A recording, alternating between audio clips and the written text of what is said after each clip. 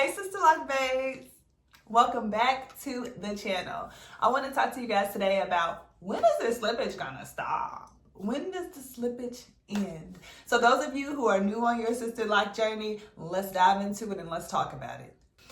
Slippage is more prominent in the first 6 months of having your locks. So the locks are pretty new. They haven't settled in to the locking pattern yet. They're not really sure what you're doing. So you're likely to have more slippage in those first 6 months of having your locks. Now, as you get through months 6 through 12, we call this the settling in phase for some. And then others, it may go as long as 24 months.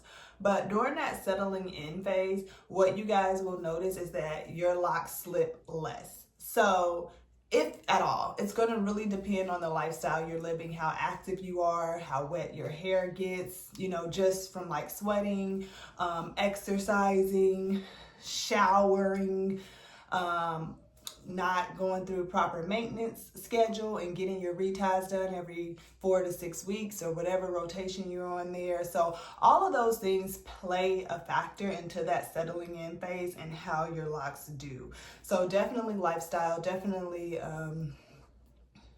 maintenance. So months 6 through 12, you're likely to see less slippage than you do in those first 6 months. Now with slippage, it's mostly common around softer areas where your hair texture changes a little bit.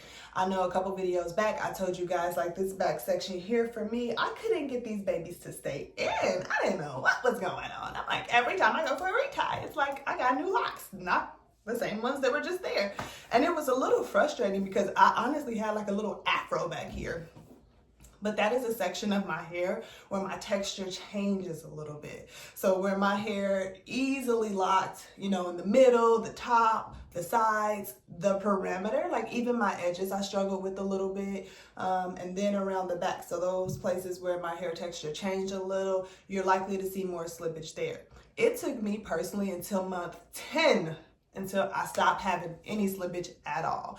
So now, thankfully, I don't have any slippage, 0, but it did take 10 months to get there. So every retie, we're rebuilding those locks. Every retie, we're reconstructing those locks. And I stayed on a strict schedule. So it was just a matter of that hair texture and getting with the program. It just took time. So from months 12 through 24, your locks are typically mature. You don't really have to worry about much slippage. Again, this could vary. It depends on a couple of factors that we already hinted on a little bit.